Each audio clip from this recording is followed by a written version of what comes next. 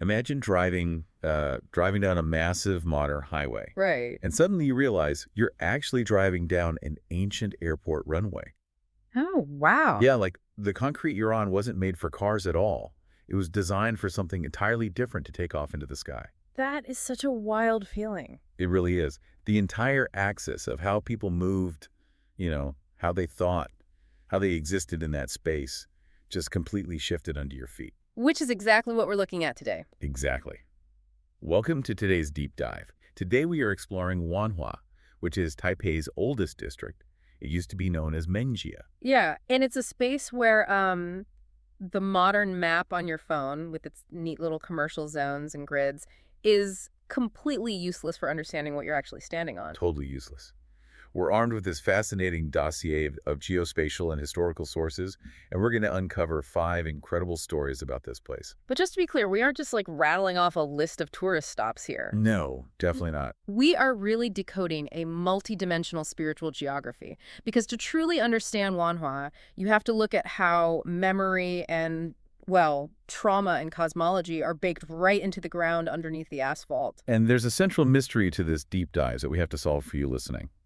Today, Wanhua is often labeled by modern society as marginalized. Right. It's aging, it's rough around the edges, some would even say it's decaying. Which is a heavy word. It is. But paradoxically, it actually contains the highest concentration of sacred energy and community resilience in the entire city. It's a total contradiction. I mean, traditional economics or urban planning just simply cannot explain it. Yeah. Why is the most powerful spiritual epicenter located in the city's most marginalized zone? Well, to figure that out, we have to strip away those modern streets entirely. We really have to go back to the 16th and 17th century. A time when water, not concrete, was the center of the universe. So let's set the scene there. Because long before Han Chinese immigrants built the brick streets of Mengjia, the Taipei Basin was ruled by the Ketagalan indigenous tribe. Right. And the very name of the district, Menka or Mengjia, it actually comes from the Ketagalan word manga, which translates to canoe. Yeah, and according to linguistic reconstructions and these old Dutch East India Company census records from like 1654, this wasn't just a transport hub where people parked boats. It was a whole civilization, right? Yeah, the Ketagalan were an Austronesian people. And let's clarify that term for a second. Austronesian refers to that massive language, family, and culture group stretching from Madagascar all the way to Hawaii. Exactly. And a core component of many of those Austronesian cultures is an animist worldview. Meaning the environment is alive with spirits. Right. So the river wasn't just, physical infrastructure for moving goods around. It was the cosmic axis. And the canoe, the manga, wasn't merely a vehicle for fishing. It was something much deeper. It was a cosmic tool. In these traditions, the canoe is literally what carries the souls of the dead across the water to the ancestor world. So this specific bend in the Tamsui River wasn't just a harbor. It was likely this sacred crossing. A liminal space. Yeah, sitting right on the boundary between the world of the living and the realm of the spirits. It was a deeply sacred space. But then, in the early 18th century, Han Chinese immigrants began to arrive. And things change. Drastically. They didn't just physically displace the Ketagalan, they completely recosmologized the space. I love that phrase. They overwrote the software of the land. That's a great way to put it. The immigrants bring in their own feng shui principles. So that exact same spot, the sacred indigenous river crossing, gets rebranded by the Chinese settlers as a watermouth. Right. Now, I understand a watermouth is a node that gathers wealth and spiritual energy or qi, but how exactly does that work? Like, why does water equal wealth? Well, in Feng Shui, qi is the vital life force, and the fundamental principle is that qi is carried by the wind but retained by water. Oh, retained by water. Okay. So when you have a water mouth, a place where rivers bend and converge, the physical flow of the water naturally slows down and pools. And cosmologically, that means the wealth and energy pool there, too. Exactly. It settles into the land. So the high spiritual density remains exactly the same as it was for the Ketagalan. But the language describing it just completely flipped. Right. From an indigenous soul crossing to a settler wealth-gathering node. It's a total shift in reality. And for you listening, if you want to actually feel the echo of this erased water world, you don't go looking for ancient ruins. Because there really aren't any. No. Instead, you go to Mengjia Park, right in the heart of the district, at night.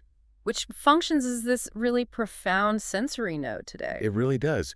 You stand under these massive old banyan trees, And their aerial roots are dropping down like curtains. It's so atmospheric. Yeah, and you smell this heavy, damp earth mixing with the incense drifting over from the nearby temples. And all around the edges of the park, you'll see unhoused people sleeping on cardboard, just finding shelter. Yeah, if you just take a breath and observe, you are experiencing the district's oldest identity. The physical forms have changed, sure.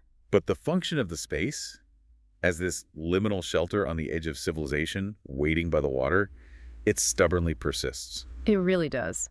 That function, however, eventually fell victim to its own success. Right, because of all that gathered wealth. Exactly. That pooling of wealth drew more and more people, and by the mid-19th century, the land became incredibly crowded. And that peaceful river life just gave way to something much more volatile. Which brings us to our second story. We're jumping to 1853. Here's where it gets really interesting.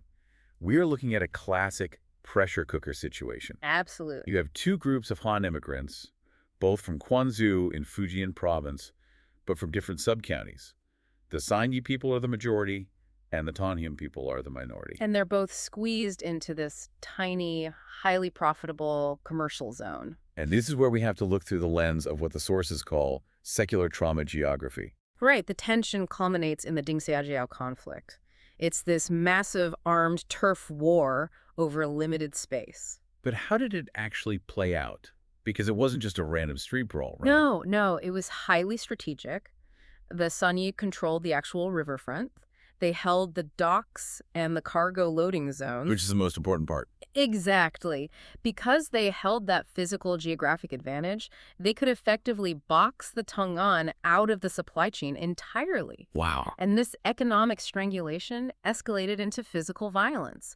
The Sanyu literally burned the Tong'an settlement to the ground and violently exiled them from Mengjia. It's just a localized forced eviction. The Tongan have to flee for their lives. Yeah. But what really struck me in the source material is what they take with them. Yeah, it's fascinating. They don't prioritize their clothes or their wealth. The absolute first thing they secure is their community's soul. Right. They grab their city god statue, the Xiahai city god, and they carry it as they flee north up the river. Which is the defining act of trauma geography.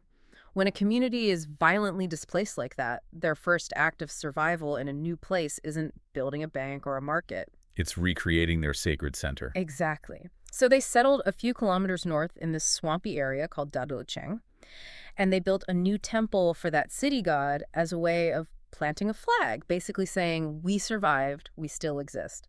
But here's the historical irony that I just can't quite wrap my head around. The Sanyu win the war, right? Right. They keep the prime real estate in Mengjia. The Tong'an are exiled to the literal swamp in Dadocheng. But then, just a few years later, the Qing dynasty opens the ports to foreign trade. Yep. And where did the foreign tea merchants set up shop?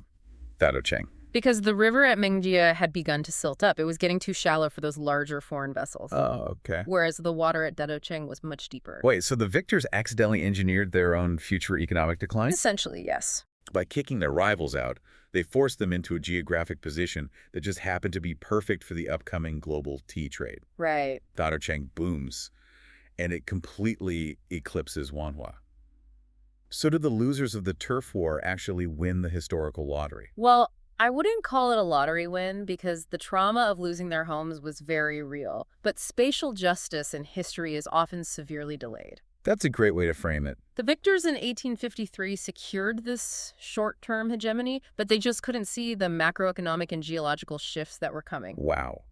To physically map this irony for yourself, here's what you do. Stand in the modern Longshan Temple Square in Wanhua today. Look toward the Tamsui River. Okay. Imagine that the stone floor beneath your feet is the ashes of that 1853 fire. That's a powerful image. Then travel 2 kilometers north to Dihua Street in Dadocheng, specifically to the Jiahai City God Temple. Which has a vastly different atmosphere today. Completely different. It is packed with tourists, mostly young people praying to the matchmaking god for romance. Right. It's very bustling and joyful. But as you stand in that crowd, realize that this entire bustling temple is actually a monument to forced exile and survival. It only exists because of a violent eviction. The city's whole economic axis was essentially built on the ashes of that conflict. Yeah. But if we go back down to Wanhua, to Longshan Temple, we find a very different kind of survival story. Right, because the people who won that 1853 conflict built Longshan Temple up into this magnificent multi-deity sanctuary. Yeah, it was originally built in 1738, but heavily expanded by those wealthy Sani merchants. But then it faces a threat much larger than a local turf war. Much larger. Fast forward to June 8, 1945, World War II. U.S. D-29 bombers strike Taipei. Yeah. The Longshan Temple takes a direct hit. The devastation was nearly absolute. The intricate wooden roof burned, the brick walls collapsed. Just total destruction. Yeah, the spiritual center of the district became a literal smoking ruin. But amidst this apocalyptic devastation, rescue crews go into the rubble of the main hall. And sitting there, completely exposed in the open-air courtyard, the wooden statue of the Guanyin Bodhisattva is found perfectly intact. Not a single scorch mark on it. Now, the sources frame this as an ultimate miracle in Taiwanese folk religion. But I really have to push back a bit here. Okay, let's hear it. A temple is a building. If the building is reduced to smoking rubble, how can that possibly be seen as anything other than a total spiritual defeat? I get that, but that's a very Western, architectural-centric way of looking at it. Okay, explain that. To understand why it's a miracle, we have to grasp the concept of linglei, which means spiritual power. In this cosmological framework, the building is just a shell. So it's just expendable packaging. Exactly. The true linglei is anchored entirely in the statue itself. The wood is brought to life through specific rituals, and the deity's presence is sustained by the community's incense. Right. If the statue survives, the god survives, the community survives, the architecture is highly secondary. Okay, so the statue is the actual hardware, and the building is just the protective case. Yes, but there's a vital spatial element to this survival, too. Oh, right, the courtyard. Yeah. The spatial geometry of the temple explains the really profound nature of this event. That central courtyard where the statue is found is known as the Heavenly Well. The Heavenly Well. In Feng Shui, this courtyard isn't just an open space for, air circulation. It is the key aperture. Meaning? It is the direct vertical channel connecting Earth to heaven. Oh, wow.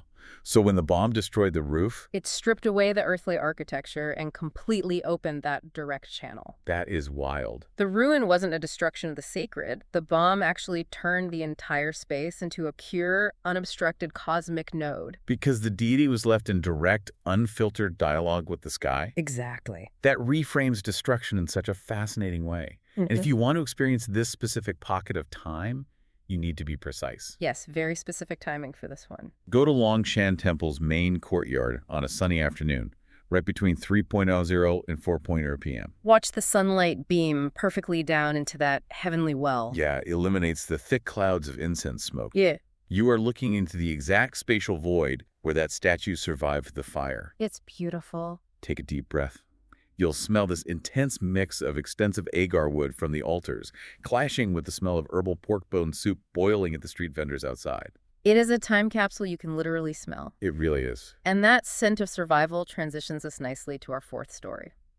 Because just a 5-minute walk from that temple is another survival story. But this one isn't about divine intervention saving a statue. No.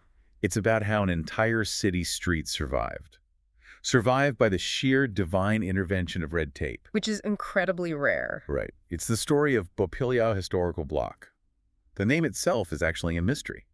It might mean tree bark peeling from an old camphor industry, or it might be a mispronunciation of northern leather. We don't really know for sure. No, we don't. But what we do know is that this Qing Dynasty street should not exist today.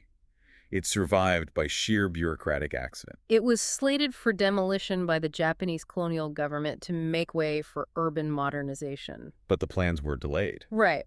Then it was partly eaten up by a local school expansion, but the real savior was legal gridlock.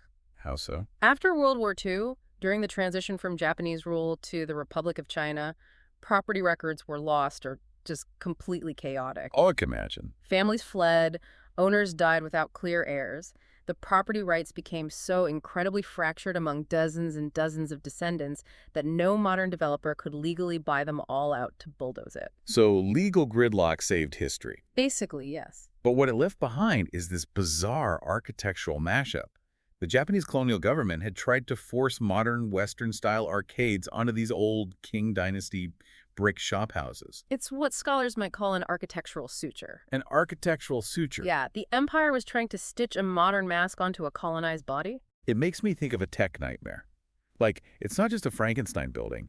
It's like a software company trying to force a brand new operating system onto a 15-year-old computer motherboard. That's a perfect analogy. The hardware fundamentally rejects it, and you're left with this glitchy, permanent freeze frame of two incompatible systems just fighting each other in stone forever. They just couldn't fully erase what was underneath, so the stitches of that architectural suture are completely visible today.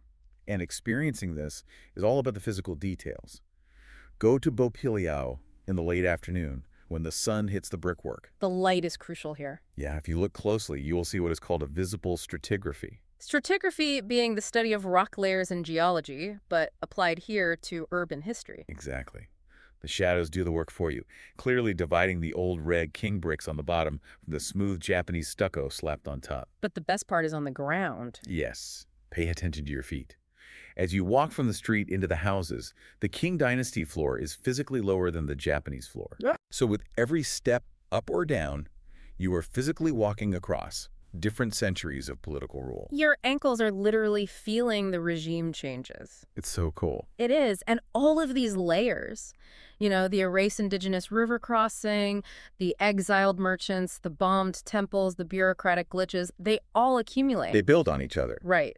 And they bring us into the modern era, culminating in Wanhua's current reputation as Taipei's permanent edge. So what does this all mean for the Wanhua of today?